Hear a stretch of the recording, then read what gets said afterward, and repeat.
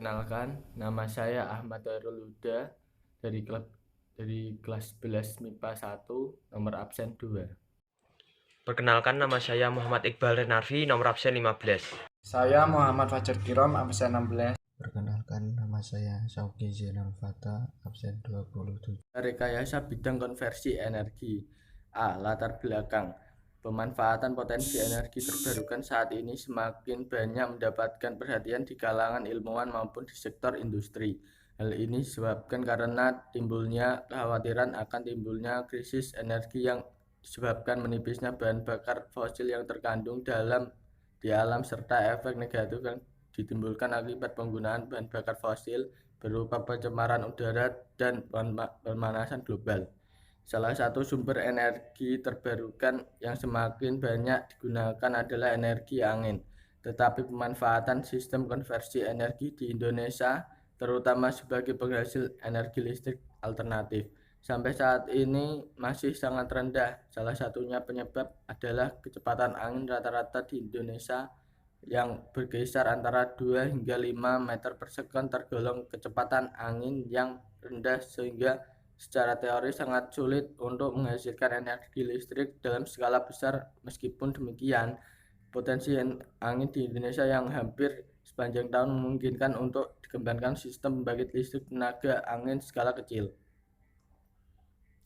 Pemanfaatan potensi energi terbarukan saat ini semakin banyak mendapatkan perhatian di kalangan ilmuwan maupun di sektor industri.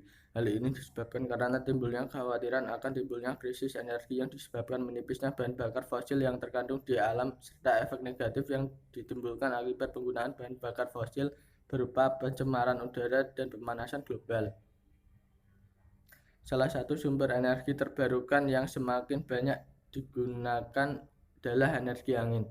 Tetapi pemanfaatan sistem konversi energi angin di Indonesia, terutama sebagai penghasil energi listrik alternatif, sampai saat ini masih sangat rendah. Salah satu penyebab adalah kecepatan angin rata-rata di wilayah Indonesia berkisar antara 2 hingga 5 meter per sekon, tergolong kecepatan angin yang sangat rendah sehingga secara teori sangat sulit untuk menghasilkan energi listrik dalam skala besar. Meskipun demikian, potensi angin di Indonesia yang tersedia hampir sepanjang tahun memungkinkan untuk dikembangkan sistem pembangkit listrik tenaga angin skala kecil. Untuk itu akan menjelaskan tentang rekayasa bidang konversi. B. Rumusan masalah. 1. Meneliti jenis-jenis sumber energi. 2. Mengamati produk peralatan bidang konversi yang ada di sekitar. 3. Mendesain produk serta pengemasan produk rekayasa konversi energi. C. Tujuan. 1.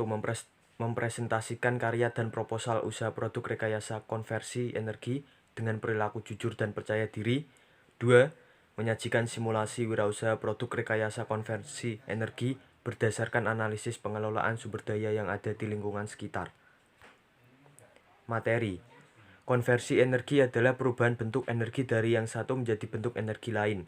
Textbook buku fisika tentang hukum konservasi energi mengatakan bahwa energi tidak dapat diciptakan atau dibuat ataupun dimusnahkan, akan tetapi dapat berubah bentuk dari bentuk yang satu ke bentuk lainnya.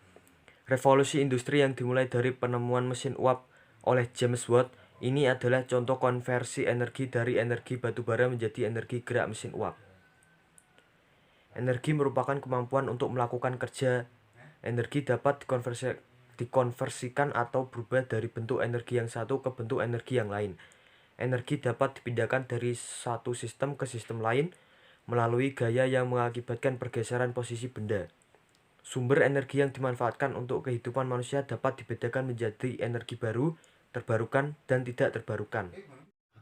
Energi baru terbarukan merupakan sumber energi yang renewable atau dapat diperbarui. Diantaranya adalah biomasa, biogas, tenaga angin, fotovoltaik, panas bumi, dan air. Sumber energi yang tidak diperbarui adalah sumber energi yang terpakai habis dan tidak dapat diciptakan kembali. Sumber yang tidak dapat diperbarui diantaranya bahan bakar fosil seperti minyak bumi, gas alam, dan tambang. Energi baru terbarukan disebut juga sustainable energi yang berarti tersedia dalam waktu jauh ke depan. energi yang dengan cepat terisi kembali oleh alam melalui proses berkelanjutan seperti ditunjukkan pada gambar 2.1 tentang bagian energi baru terbarukan.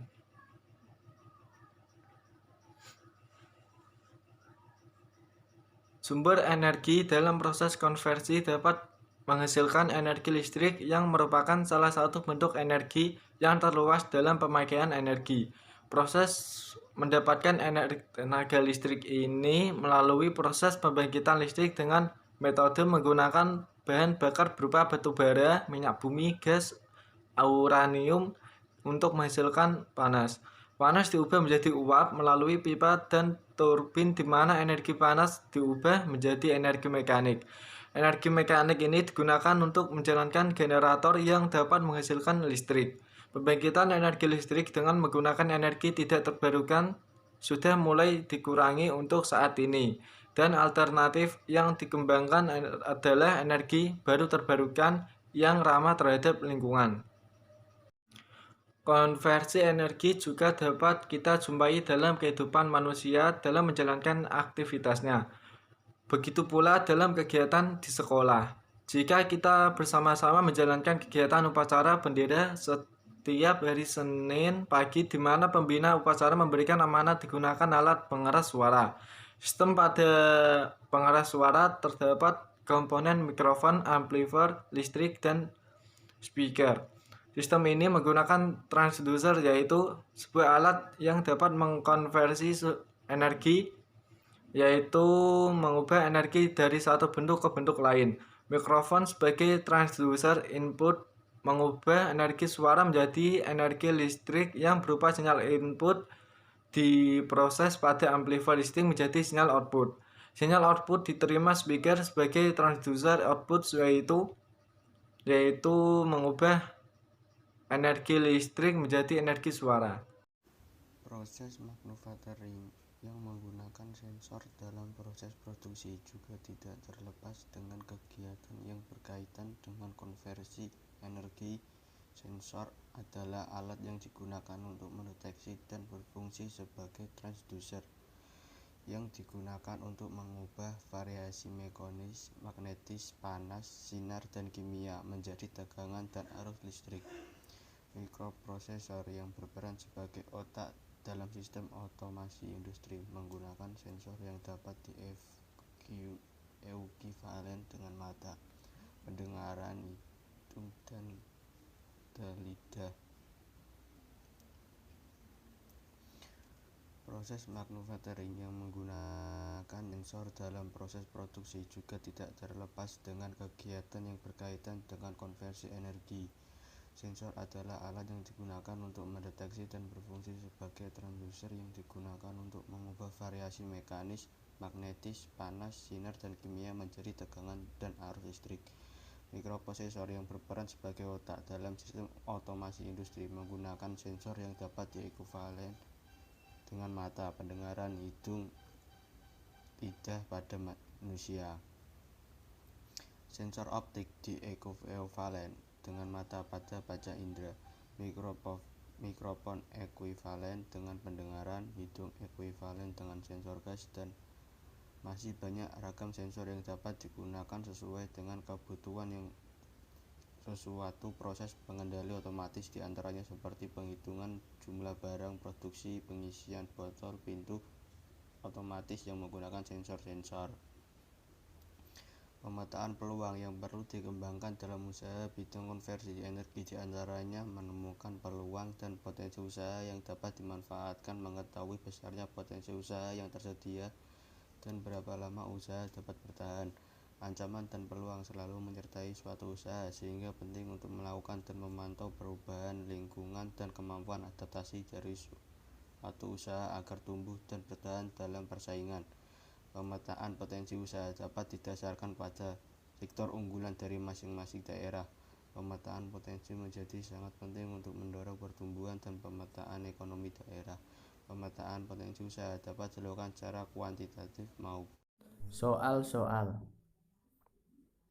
Soal pertama, sumber energi alternatif yang murah dan tidak mengakibatkan polusi adalah energi A. Air, B. Angin, C. Matahari, D. Panas bumi, E. Semuanya benar.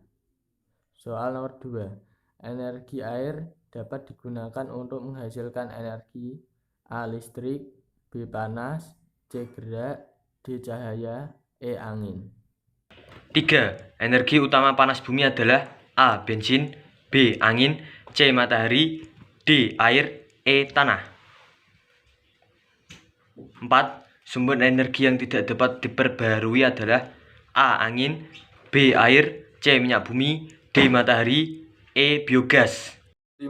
Energi terbarukan seperti energi surya cocok dikembangkan di wilayah Nusa Tenggara dikarenakan faktor A. Amplitudo suhu harian tinggi, B. Arus permukaan sangat tinggi dalam setahun, C. Cuaca panas berlangsung cukup panjang dalam setahun, D. Angin bertiup kencang hingga 20 meter per detik, E. Merupakan pertemuan angin muson barat dan timur. 6. Salah satu syarat kondisi sungai yang dikembangkan menjadi pembangkit listrik adalah A. Banyak terdapat minder, B. Debit air rendah dan banyak endapan, C. Debit air stabil dan arus deras, D. Banyak oxboleik, E. Kecepatan arus lambat dan sangat. 7. Salah satu energi alternatif yang bisa dikembangkan dari hewan ternak terutama sapi dan kerbau adalah A. Biogas, B. Biokerosin, C. Bioetanol, D. Geothermal, E. Biomasa. Soal nomor 8. Bagaimanakah lokasi dan kondisi yang tepat untuk kincir energi angin? A. Ladang luas berangin, B. Pegunungan hijau, C. Volume angin sedang, D. Ruang yang tertutup, E. Volume angin rendah. Soal nomor 9. Sumber bauran energi primer pembangkit listrik diantaranya bagi berikut. A. Solar energi panas bumi, batu bara, sumber daya mineral ikut kecuali. B. Batu bara, gas bumi, energi baru dan terbarukan, EBT, BBM atau BBN. C. Sumber energi, sumber daya mineral batu bara dan BBM atau BBN. Tenaga surya, gas bumi, sumber daya mineral batu bara, E. Salah semua.